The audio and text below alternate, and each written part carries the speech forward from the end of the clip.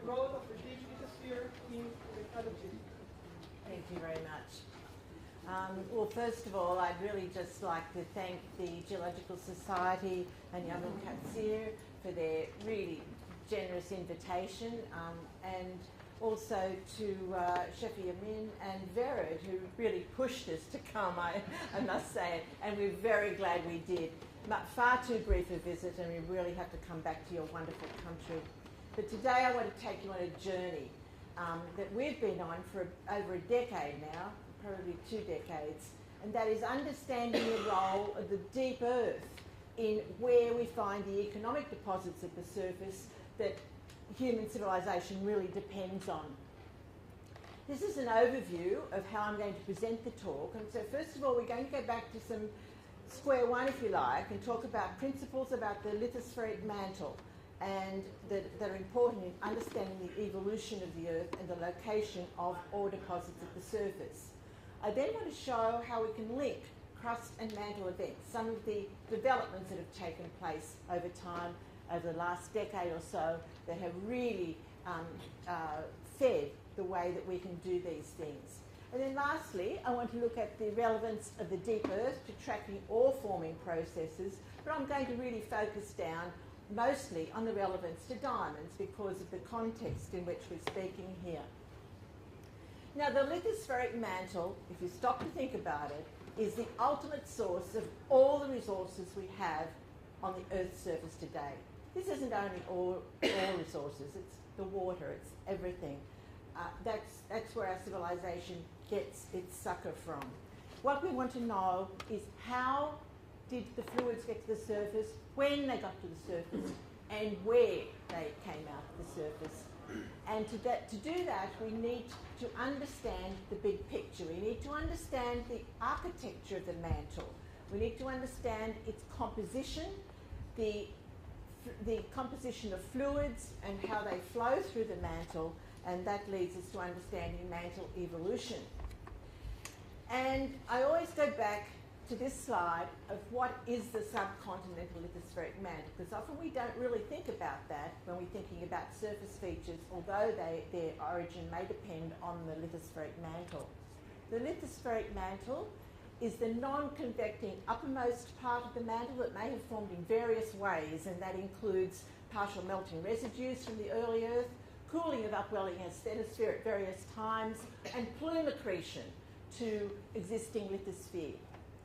The base of the depleted lithospheric mantle is the lithosphere-asthenosphere boundary, which we can now recognise chemically in mantle xenoliths, and we can recognise it geophysically in a lot of places. One important thing is it's very depleted and it's heterogeneous, both laterally and vertically and fractally. It's a very heterogeneous system that we're dealing with. But if we can read all the information that we get from the mantle, it shows us a history of everything that's happened to it, when parts of it formed and when parts of it have been modified. We get samples of the deep earth, and most of you are really experts yourselves on the mantle xenoliths and the disaggregated minerals, the xenocrysts we get to the surface. And those xenocrysts include garnet, chromite, and clinopyroxene, and diamonds, of course. Below the lithosphere, we get some samples of ultra-high pressure xenoliths and their inclusions that come from plumes that have come up and underplated underneath pre-existing lithosphere. And remote sensing by geophysical data sets is a very powerful way to look at the average of physical properties of different parts of the mantle. And what we really want to do is understand what those geophysical sets of information are telling us in terms of the actual composition. That is, in a way, a holy grail of understanding the deep mantle. We also get information about the deep mantle from tectonically emplaced sequences, and these include mantle outcrops, such as we get in Norway, where there's the advantage of having tens of kilometres that have been mined for refractory purposes. There we see mesoscale structures, we can see fluid pathways, And in Western Norway, these samples come from up to 200 kilometres below the surface, but in Tibet, they come up, as Bill's just said, from the transition zone, which is 500 to 600 kilometres below the surface. We call our approach to what we're doing global lithospheric architecture mapping, and we've done this in collaboration with a lot of company people, but particularly with, first of all, Western Mining, BHP, Rio Tinto, and a lot of medium-sized companies. And Graham Begg has been important in this. GLAM, as we call it, integrates seismic tomography, high-resolution global seismic tomography, with all the information we can get from the exposed terrains, the xenoliths, and the xenocrysts. At Macquarie, we've developed over the last decade 3 really important tools, and in general there's been development of probably 4 very important tools in just taking our understanding of the lithospheric mantle and below to a new level of understanding. The first one of these was the ability to analyse in situ hafnium isotopes in zircon. Uranium lead is the clock. It tells us the age, but hafnium gives us much more information. It tells us what sort of rocks it came from and perhaps when those rocks derived from the mantle. So we get another layer of information using the hafnium data. And in fact, we have a methodology that companies find very effective that we call terrainchron based on that. But also that hafnium data allows us to look at isotopic mapping in large terrains, and we call this paleogeophysics. And we have some publications on that, because unfortunately I haven't got time to go into that at the moment. The other big advance was the in situ analysis of osmium isotopes in mantle sulfides. This was the first method we had of getting dating of mantle samples and all the events, the metasomatism, the depletions that have happened in the mantle. And then the high resolution seismic tomography and has allowed us to combine this information to map the extent of the Archean material that we have in the crust and mantle. And I think the next big breakthrough is going to be in magnetotellurics. So, linking of mineral systems and lithospheric architecture to metallogeny is a new way of looking at it for a lot of companies. And, well, new. Some have been doing it for about 10 years now since we started working with them. But exploration geoscience historically has focused simply on the upper crust, because that's where you get the ore deposits, it's what we have available. But the upper and lower crust are absolutely linked to the underlying mantle volume. So we have to understand the whole system, the whole large system, to be able to really understand the formation of ore deposits. We published a summary paper of this in Nature Geoscience a couple of years ago, and this is the picture of an ancient subcontinental lithospheric mantle plutonic roof, and there are places in that where alteration takes place, which I'll show you in a moment, and these actually focus a large array of the ore-forming minerals that we get at the surface. And as I said, I'm going to be concentrating a little bit on diamonds in this particular presentation. Now, the lithosphere has changed composition. The lithosphere that forms at any particular time has changed composition throughout geological history. This is a diagram with calcium here, aluminium here, but it could be a lot of other elements. And Archean mantle is unique. It sits down here at the very depleted end, very low calcium, very low aluminium, whereas primitive mantle and mantle that forms today sits right up there with showing that it contains a lot of basaltic components. Compositionally, that's a really important distinction, but also it's very important in the physical properties. Archean lithospheric mantle is high in magnesium because it's depleted in iron, the basaltic components, and that makes it very buoyant. That gives it a high seismic velocity. Young mantle has a higher density, it's more fertile, and it gives us a low velocity. And they are two critical things to understanding the relationship between geophysical data sets or geophysical information and geochemical information.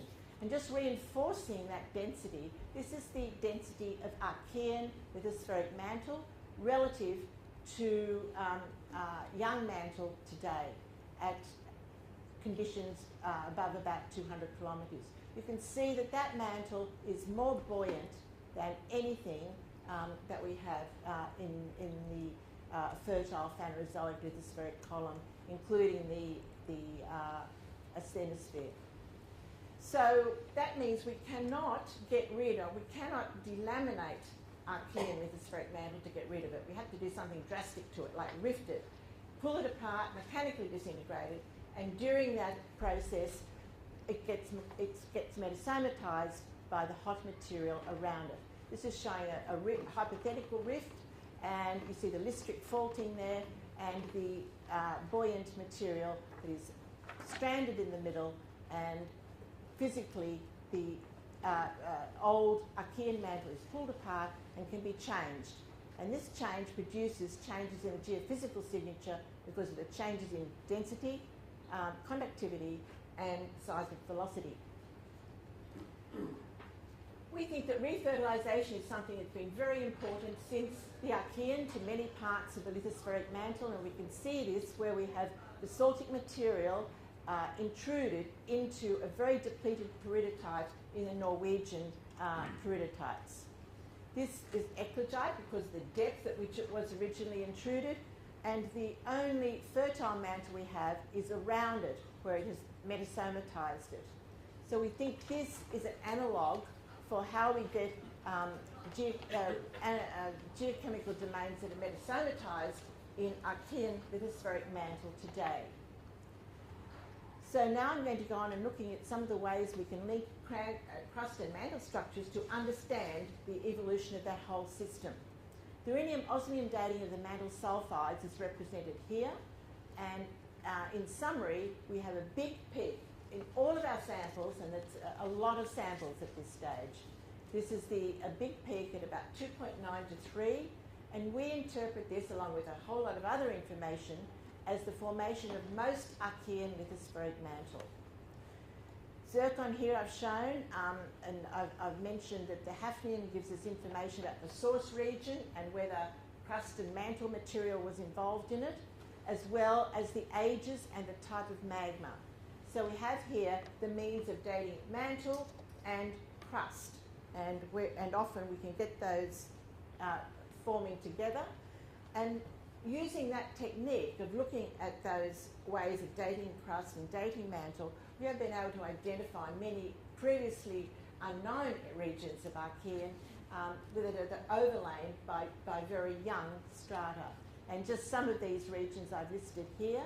And one of the particularly interesting ones we found was in the Mediterranean, where we have evidence that there's Archean mantle underneath there. And the nice big question is that big buoyant blob actually stopping that collision happening in that region? So now, what is the relevance of all this about our knowledge about the lithosphere and the whole big system to being able to track all forming processes? And this is where I work with the companies and with Steve Brand, who does these models for the seismic tomography, the global seismic tomography. Steve keeps updating this regularly, so it's at the moment the highest resolution set of data that we have. This is of Africa, and it is allowing us to identify the signature of Archean lithospheric mantle geophysically. Have to warn you, have to turn your eyes 180 degrees, because the companies like the colour reversal way of showing this, where the hot colours represent high velocity and the cool colours represent low velocity. So here we have the cratons, here we have the African rift zone, and a nice little blob up here, the Hogar Rift, which is another whole story.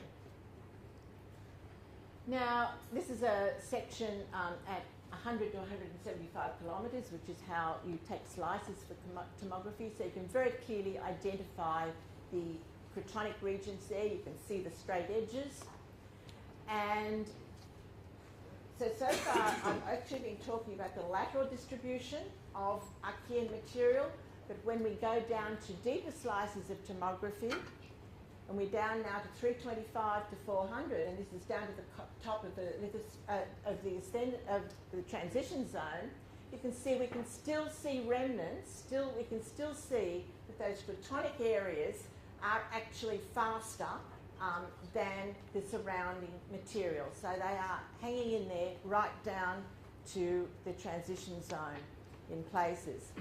Our geophysical people have modelled the shape of the cratons underneath by taking regions of equal seismic velocity, and they are very irregular, and it fits in very nicely with our geochemical information, because we want to know where are the pathways that we can transfer energy and material from the deep earth into the crust, and these represent the deep fluid conduits.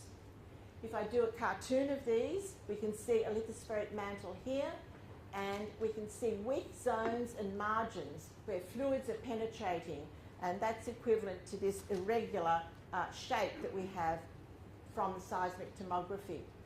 And we can also match this up in great detail to our geophysical information.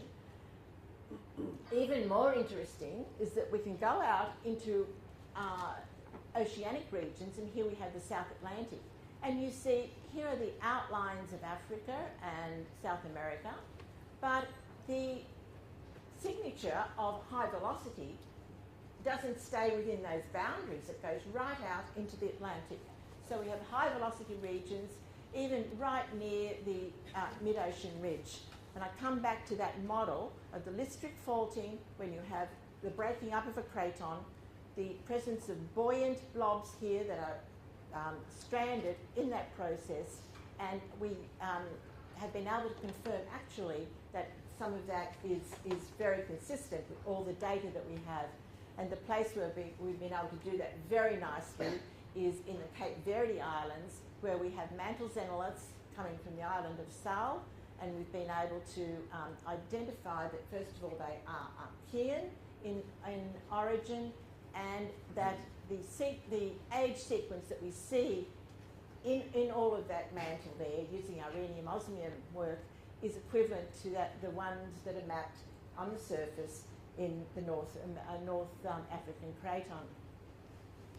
So we have a situation where we can have deep Archean roots persisting down to 300 and 400 kilometres, but the important thing for this talk is the boundaries and lithospheric planes of weakness are those channels where you can have fluid coming up and being recharged by metasomatic exchange with mantle, and also altering the margins of pre-existing Archean lithosphere. And this seems like a very big excursion right up to Svalbard in just off Greenland. Here's Greenland and Iceland, and here's the archipelago of Svalbard. And in that rift zone where Svalbard rifted away from Greenland, there have been two independent sets of information from other groups that have shown that there is evidence that they have interacted with Archean lithospheric mantle. The basalts show that they've interacted with basalts that have a Dupal anomaly. That's another whole story, but we interpret that as interacting with Archean lithospheric mantle at the margins, and the xenoliths give old ages. These were not in situ ages, so the real age is going to be significantly older than that. And this is our model. Greenland Svalbard starts off rifting. We get a stranded blob that breaks into two, gives us the Gackel Ridge and Yermak, with the signatures that the other groups have found to represent Archean material. If we go back to the whole spread across the world, we can see the hot areas represent Archean lithosphere, and we are doing, this is an ongoing process. We are working very closely with one company in particular now, and very carefully mapping domains right across the lithosphere, and we've so far indicated that the high velocity routes indicate that a minimum extent of the highly depleted Archean material is underlying the surface of all the continents. So more than 70% of the continents have an origin in the Archean. It's easier to see when you black them all out, it's more dramatic. And so the ancient lithospheric mantle underlies most younger crust under continents, and it also forms some domains in the oceanic crust. We haven't done the oceanic bits, we've only done the continental bits there. Just reminding you again, this is showing back to that original tomographic image that I showed you, and that is a global tomographic image, but we also have the detailed regional tomography from the Kartveld craton. And the really key thing about this is if we look at the cratonic regions, you can see the hot bits are the undepleted, the original Archean lithospheric mantle. Where are the kimberlites that bring us all the samples that we base all our work on? They are around the margins of these. They go through the planes of wetness, but they avoid these actual regions here. So they are concentrated at boundaries, either at cratons or planes of wetness within boundaries. And that brings us on to the relevance to diamonds and kimberlite location. And this is from quite a long time study we've done of the Siberian diamond occurrence. This is the band, the depth band, where the diamonds occur in the high-grade pipes. And we have here the high-grade ones, the low-grade ones. This is our three-dimensional geochemical lithospheric mapping that we call geochemical tomography. And you can see that the regions where they're sampling, the high-grade pipes are sampling and bringing up diamonds and garnets, but the low-grade pipes are not bringing up diamonds or garnets, obviously. And I think the critical thing there is they're not bringing up the garnets from this region, which is highly depleted mantle. And this is another one showing the distribution of chromite and garnet for high-grade pipes and low-grade pipes. And here you can see chromite and garnet are sampled and brought up in the high-grade pipes. In the low-grade pipes, we do not get that assemblage coming up. So it suggests that a metasomatic process forms both the diamond and the garnet. And that's shown in the cartoon here, where we have the asthenosphere going up through planes of wetness that we've seen exist in cratonic regions, metasomatizing it and forming diamonds and garnet in ultra-depleted material that did not have those minerals. So diamond forms where fluids infiltrate the old lithosphere, and moderate metasomatism, what you really want. It forms diamonds. If we have more fluids coming through, that's not too bad, but we don't want a whole lot of fluids coming through because that will resorb the diamonds. So the kimberlites that bring up the diamonds and garnets intrude along the same pathways that were the planes of wetness where the metasomatic fluids came up. And just in summary, if we have a kimberlite that comes up through mantle that has not been metasomatized in any way, you look really sad, and that's the emoji of the year, or the word of the year, I think. And if you have metasomatized mantle to a reasonable degree, and you have carbon in it, you can sample diamond and garnet, and you are very happy if you're doing diamond exploration. If you have a more highly metasomatic region, then you're not so happy, but it could be okay. That brings us back to looking at the general region in Israel. And as Bill said, we've been starting to look at the large lithosphere picture there, and at this stage there are not a lot of data, but just a few interesting things to think about.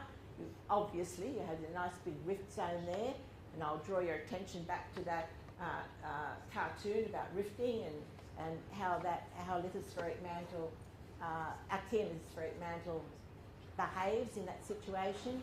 And there's another nice satellite view of the Dead Sea Rift and the Arabian plate over here. And this is just emphasising the fact that boundaries are really important. Boundaries are where the fluids can come through and where you can actually get kimberlites bringing up diamonds around cratonic regions.